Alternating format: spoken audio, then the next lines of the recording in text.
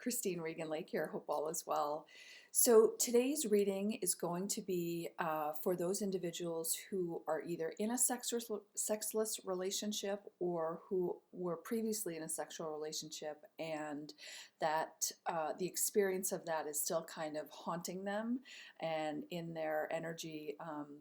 And stopping them from being able to move forward. So essentially, I want to just do this reading to give some thoughts on, what your situation is, what some of the blocks are, and moving forward, things that you need to consider, address, or embrace.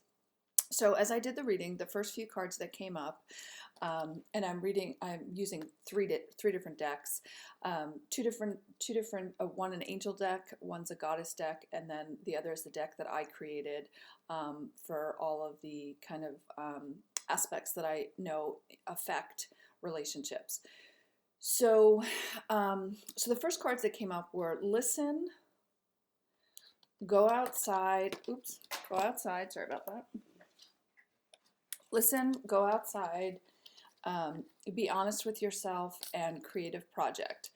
So this first grouping of cards, we're really talking about that wherever you are right now, it's really important for you to take some time to get really quiet and listen to your internal voice about what you need to do to move forward right now, what your individual needs are, what's going to best support you moving forward in your life.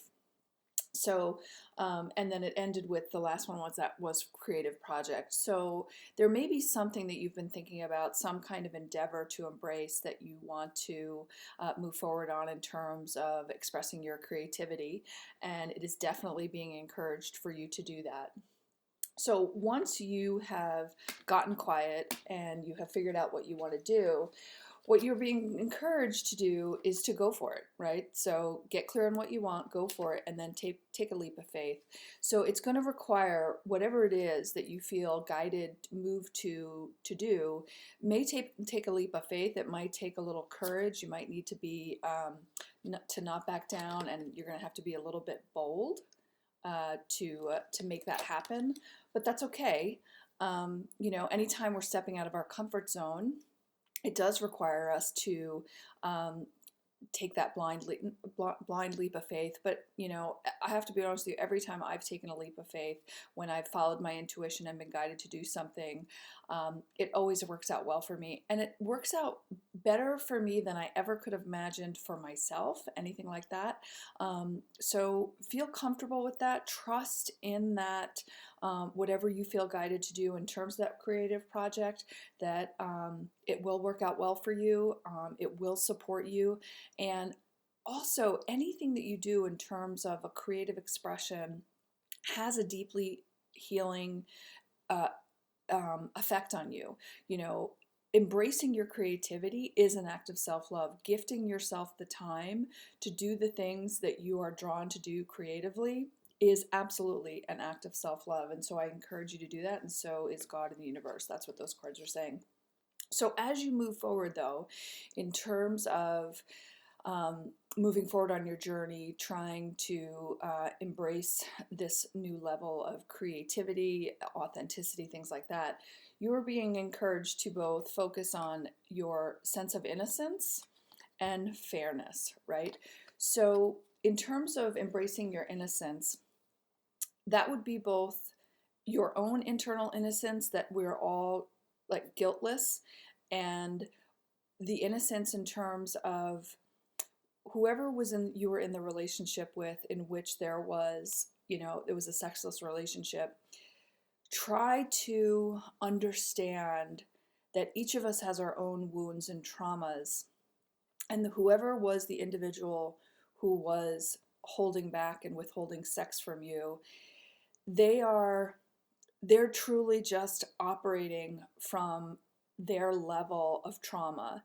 They are simply using the tools that they were taught growing up in their childhood, whatever caused their wounding, whatever was causing them to withhold sex for whatever reason. Each of us is operating from whatever level of consciousness we have, with whatever tools we do or don't have in our toolbox.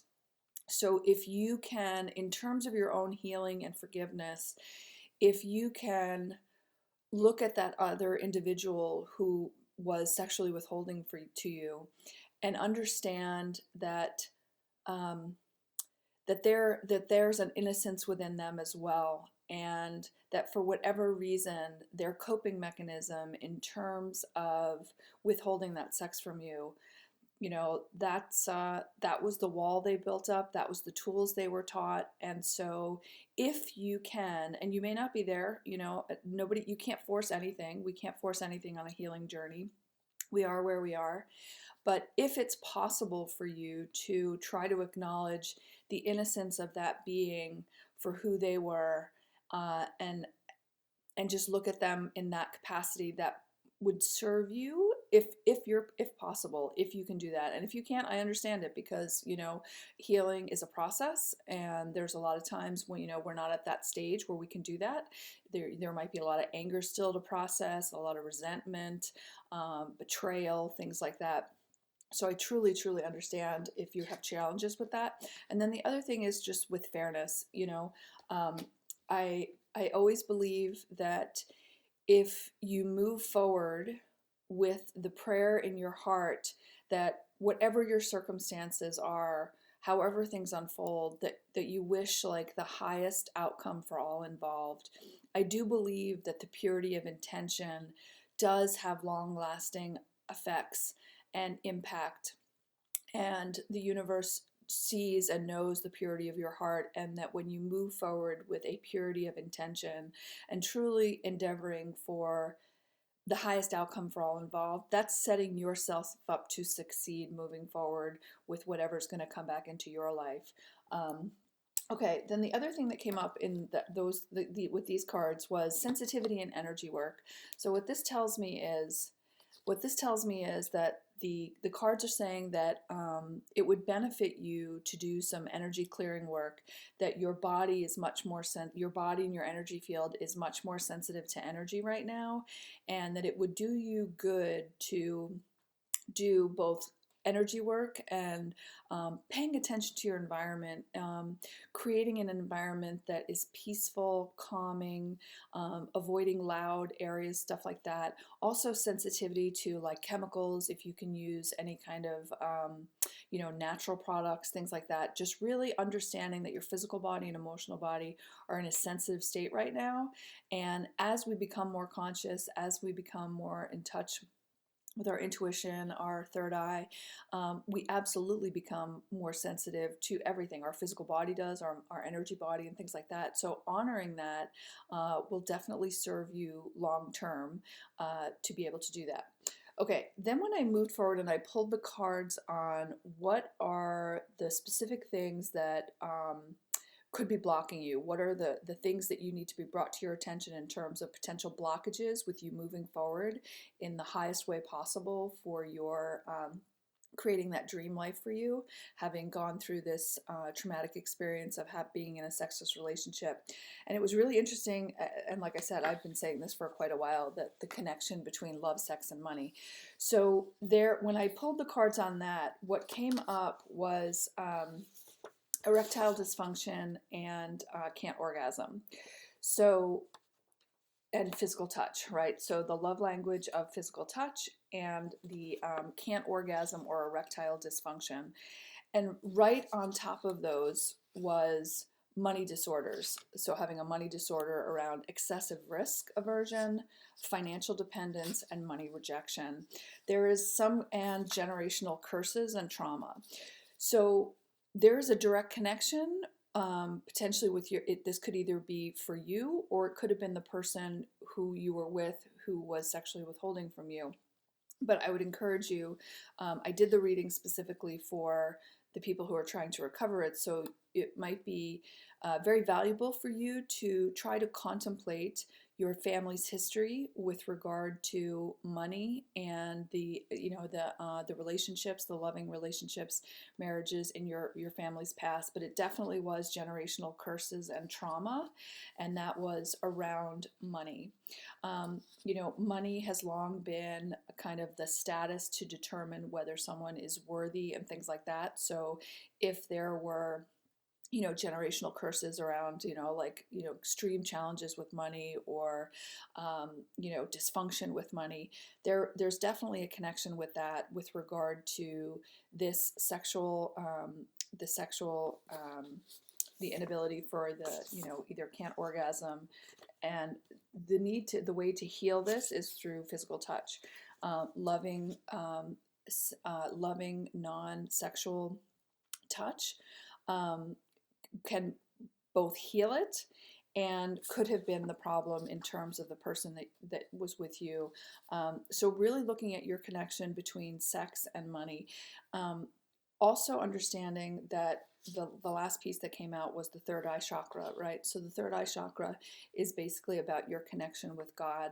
So it is encouraging you to try to really focus and open your third eye chakra, get more in touch with hearing the guidance from that, strengthening your connection with God, and that understanding your connection between these financial dysfunctions and your sex life.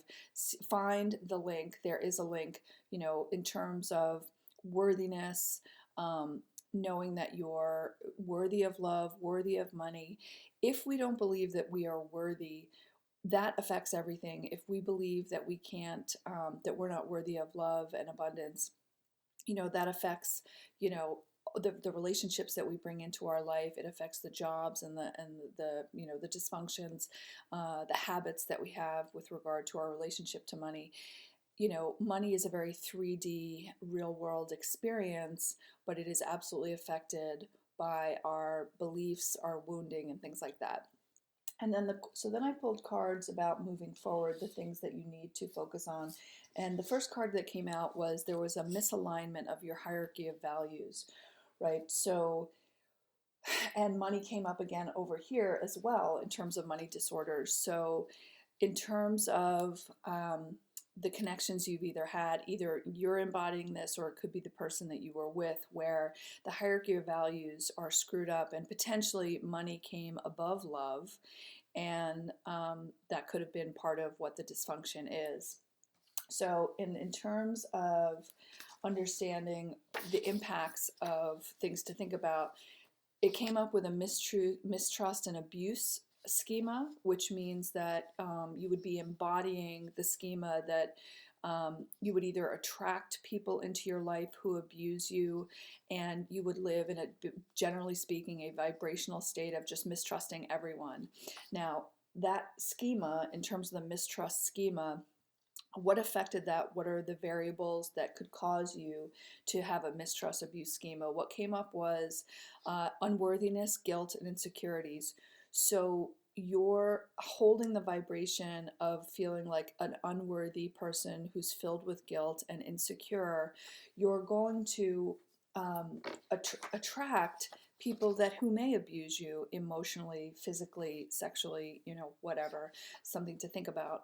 And again, the money situation came up. So what came up was money disorder on overspending, shopaholic, and insufficient self-control.